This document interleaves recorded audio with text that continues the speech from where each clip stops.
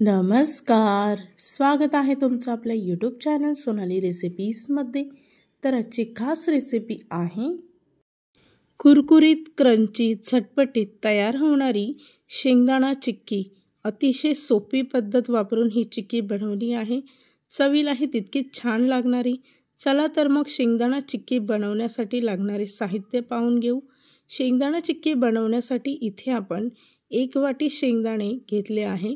एका पॅनमध्ये 1 वाटी शेंगदाणे मध्यम आचेवर खरपूस भाजून घ्यायचे आहे। त्यानंतर शेंगदाण्याची सालं काढून मिक्सरमध्ये शेंगदाणे बारीक वाटून घ्यायचे आहे, किंवा तुम्ही फक्त अर्धे शेंगदाणे करून सुद्धा चिक्की बनवू शकता।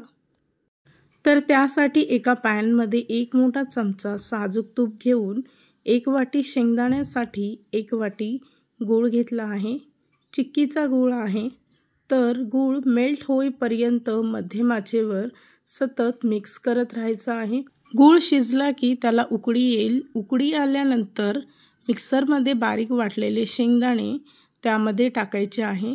इथे मी सर्वच शेंगदाणे नाही वाटले, काही थोडे अख्खे शेंगदाणे सुद्धा इथे ठेवले आहे। सर्व मिश्रण एकजीव होईपर्यंत मिक्स करत राहायचं आहे।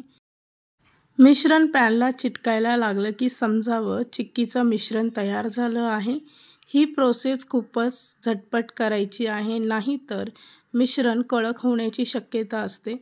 त्यानंतर चिक्की सेट करण्यासाठी इथे आपण एक ट्रे घेतला आहे, त्याला तूप लावून सर्व मिश्रण त्यावर ठेवायचं व लाटणाला सुद्धा तेल किंवा तूप लावून हे मिश्रण लाटून घ्यायचं आहे। ही प्रोसेस आपल्याला जरा झटपट करायची आहे। त्यानंतर अशा पद्धतीने सर्व चिक्कीचं मिश्रण मी लाटून घेते। सर्व मिश्रण लाटून झाल्यानंतर सुरीच्या सहाय्याने चिक्कीचा आकार द्यायचा आहे, नाहीतर मिश्रण कडक झाल्यानंतर आकार देता येणार नाही।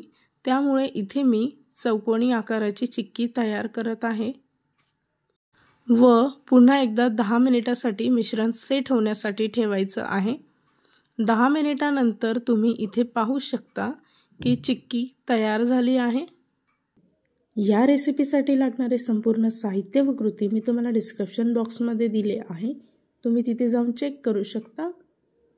तयार झाली आहे आजची खास रेसिपी कुरकुरीत क्रंची शेंगदाणा चिक्की, अतिशय चविष्ट व झटपटीत तयार होणारी। जर का तुम्हाला हा माझा व्हिडिओ आवडला असेल तर प्लीज लाईक, शेअर आणि कमेंट करा। चॅनलवर नवीन असाल तर सबस्क्राईब करा। सबस्क्राईब केल्यामुळे काय होईल, जेव्हा केव्हाही मी नवीन व्हिडिओ अपलोड करेन त्याचं नोटिफिकेशन तुमच्या मोबाईलवर येईल। आणि पुन्हा भेटूया अशीच एक रेसिपी घेऊन।